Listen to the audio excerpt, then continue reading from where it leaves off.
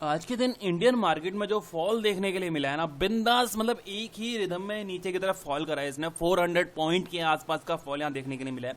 और सबसे अच्छी फनी बात पता है क्या है, ग्लोबली आप अगर देखते हो, यूएस मार्केट उठा के देख लो, यूरोप, कहीं भी ऑल ओवर आप किसी भी मार्केट को उठा के देखते हो, या तो वो फ्लैट काम कर रही है या फिर पॉजिटिव काम कर रही है। मतलब ऑल ओवर कहीं भी इतनी नेगेटिविटी नहीं है जितना कि यहाँ आपको इंडिया में देखने के लिए मिल रहा है। अच्छा, इसका रीजन क्या है? कोई कोविड कहे, कोई कुछ कहे, कुछ भी कह लो इसको, बट एक्चुअल में जो है वो रीजन साफ नहीं है। यहां पे जिस तरह का ये बुलिश कैंडल जो बनाई थी इसने, याद होगा आपको, इसका भी कोई रीजन कहीं से कहीं तक नहीं था। अब अच्छे से पता है, स्मॉल कैप मिड कैप ने कोई काम नहीं किया था, लार्ज कैप ने यहाँ पे काम करके दिखाया था और ये कैंडल इसने बना के दिखाई थी। सेम वही पैटर्न यहाँ पे आपको नेगेटिविटी में दिखेगा। कोई मतलब यहाँ पे न्यूज नहीं है, कोई यहाँ पे जो क्राइटेरिया होना चाहिए वो नहीं है, किसी चीज को ये फॉलो नहीं किया है, बस ब्लाइंडली ये नीचे की तरफ आगे ब्लडी बात यहाँ पे करके दिखाई हुई है। डिटेल में बात करते हैं कि अब क्या करना चाहिए, क्योंकि आज के दिन 400 पॉइंट के आसपास का निफ्टी और बैंक निफ्टी ने भी अच्छा खासा 1000 पॉइंट के आसपास का फॉल किया हुआ है। यहां देखना, सबसे पहले निफ्टी की अगर बात की जाए, निफ्टी कहां काम कर रहा है? वहीं आ गया जहां पे शुरू की थी कहानी इसने। यहां देखो, एक्चुअल में वहीं आ गया जहां से इसने कहानी शुरू करी है। एक ये ब्रेकआउट किया था इसने, यहाँ सपोर्ट बनाई थी, थोड़ा यहाँ पे होल्ड किया था, फिर दोबारा उसी रेंज के सपोर्ट बना के ऊपर निकला था, बट फिर से उसी रेंज को टेस्ट करने नीचे की तरफ आ गया।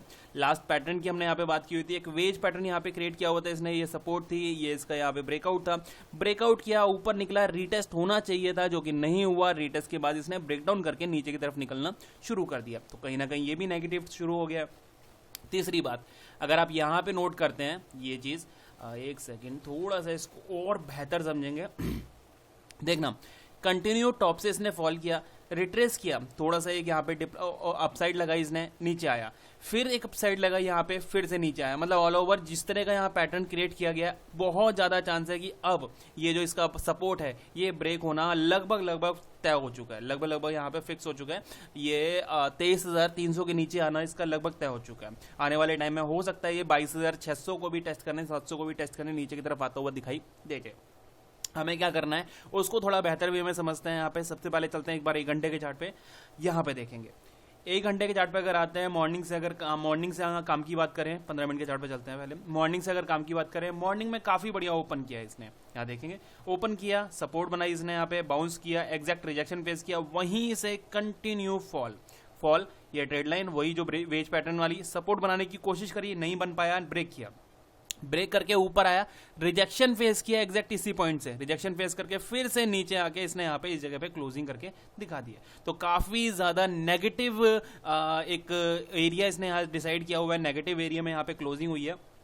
अब अगर मैं आपको बोलूं कि यहाँ पे बाइंग का एरिया और सेलिंग का एरिया कहाँ है, जैसे कि आपको याद होगा लास्ट वीडियो में हमने यहाँ पे बात की थी कि ये एरिया बायर्स का एरिया था, राइट? ये एरिया बायर्स का था, यहाँ पे सेलिंग की एक्टिविटी करना थोड़ा सा दिक्कत दे सकता था। सेम वही चीज यहाँ पे हम बोलेंगे कि अब ये एक सेलिंग एरिया में आता हुआ दिखाई दे रहा है। पहली चीज इसकी सपोर्ट थी, नहीं वैल्यू करी, ये सपोर्ट थी, नहीं वैल्यू करी, ये सपोर्ट थी, नहीं वैल्यू करी। तो ये सपोर्ट जितनी भी इसने ब्रेक करी है, ये चांसेस हैं कि अब अगर ऊपर आके यहाँ पे नीचे ऊपर आता है तो ये रिजेक्शन फेस करके फिर नीचे जा सकता है। तो किसी भी कंडीशन में अगर ये ऊपर की तरफ निकलता है तो ये सेलर्स के लिए एक अच्छी अपॉर्चुनिटी मानी जाएगी। तो यहाँ पे जिस तरह का क्राइटेरिया है, ये एक अच्छी खासी सेलिंग अपॉर्चुनिटी में यहाँ पे वेट कर रहा है। 15 मिनट के चार्ट पे चलते हैं और लेवल्स की बात कर लेते हैं कल के लिए। देखो, सबसे पहले कल के दिन अगर फ्लैट ओपन होता है, जिसके चांसेस काफी ज्यादा कम है, बायर्स के लिए एक्टिवेशन कहां शुरू होगा?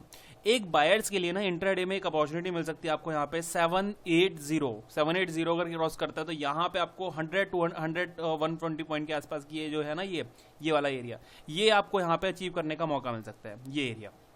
तो अगर कल की डेट में 780 अगर ब्रेक करता है ये ऊपर की तरफ, तो हम यहाँ पे इसको बाइंग के लिए देख सकते हैं। 23780, एक सेकेंड, 23780, ये हमारा एक बाइंग एरिया हो जाएगा। इंट्राडे के लिए है, लॉन्ग टर्म के लिए नहीं है, क्योंकि यहाँ पे सिर्फ हमें एक गैप जो दिख रहा है ना, ये जो एरिया दिख रहा है, ये वाला अगर ये ब्रेक करता है तो फिर बायर से कोशिश करेंगे कि ये वाला एरिया टेस्ट करता हुआ दिखाई दे जाए। ये हो गया। सेलिंग के लिए क्या एक्टिवेशन होना चाहिए? सेलिंग के लिए अगर ये फ्लैट ओपन होता है तो आज का यहाँ पे डाउन जो ब्रेक करता है, ये है हमारा 550।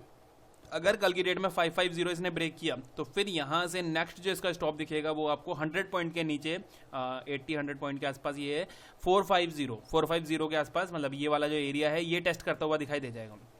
अगर ये ब्रेक होता है, ये एरिया ब्रेक होता है, तो उसके बाद फिर सीधे जो हमें मूवमेंट मिलेगी वो यहाँ तक देखने के लिए मिल सकती है। तो ये चीज़ अगर नीचे निकलता है तो यहाँ तक हमें टेस्ट करता हुआ नजर आ सकता है। तो दोनों हमें यहाँ पे ऑफर देख लिए हैं। नीचे की तरफ अगर निकलेगा तो आज का जो बॉटम है ये ब्रेक होना जरूरी है, और अगर ऊपर निकलता है तो 780 होना ये जरूरी है। एक बार बैंक निफ्टी को और देख लेते हैं, क्योंकि बैंक निफ्टी भी बहुत बुरी तरीके से पीटा गया है आज। तो बैंक निफ्टी ने भी अपनी हालत जो है वो काफ़ी ज़्यादा स्पष्ट कर दी है। कैसे, यहाँ देखना, इसको ना एक बार वीकली चार्ट पे लेके चलता हूँ आपको।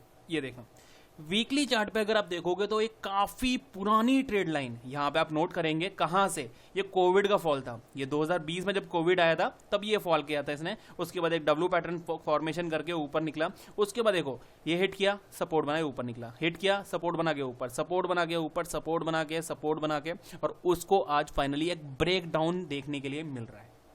तो अगर यहां पे जैसे कि ये वीक चल रहा है, आज ये मंडे ही हुआ है, अगले आने वाले 5 से 6 दिन के अंदर अंदर भी इसी रेंज में ये काम करता है या यहीं कहीं इसकी क्लोजिंग हो जाती है, तो आने वाले टाइम में हो सकता है ये एक बार 4600 और 4200 को भी टेस्ट करने नीचे जाता हुआ दिखाई दे जाए।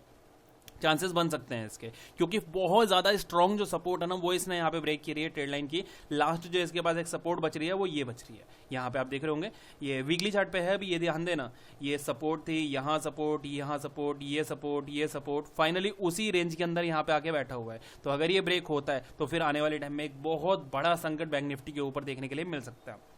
तो बैंक निफ्टी में अभी आपको बड़ी ट्रेड के लिए ना, मतलब शॉर्टिंग के लिए, बड़ी ट्रेड के लिए वेट एंड वॉच करना चाहिए, क्योंकि या तो इस एरिया को ब्रेक करके नीचे निकल जाए पहली कंडीशन, या फिर ऊपर यहीं पे अगर कहीं वीकली कैंडल जो है वो क्लोज हो जाती है, तो दोनों कंडीशन में ये नेगेटिव हो जाएगा। और नेगेटिव की कंडीशन में हम यहाँ पे इसको अच्छे से लॉन्ग टर्म में शॉर्ट कर सकते हैं, क्योंकि नेक्स्ट टारगेट जो इसके कहीं नजर आएगा वो 47 के 100 आसपास नजर आएगा। मतलब यहाँ से लगभग 3000 पॉइंट के आसपास का यहाँ पे आपको जो फॉल है वो देखने के लिए मिल सकता है। 3000 पॉइंट ये एरिया टेस्ट करता हुआ दिखाई दे सकता है। तो देखते हैं यहाँ पे फ्यूचर में क्या कर सकता है, किस तरह से हम इसको मैनेज करने वाले हैं। वीडियो पसंद आया तो लाइक करना बिल्कुल भी मत भूलना।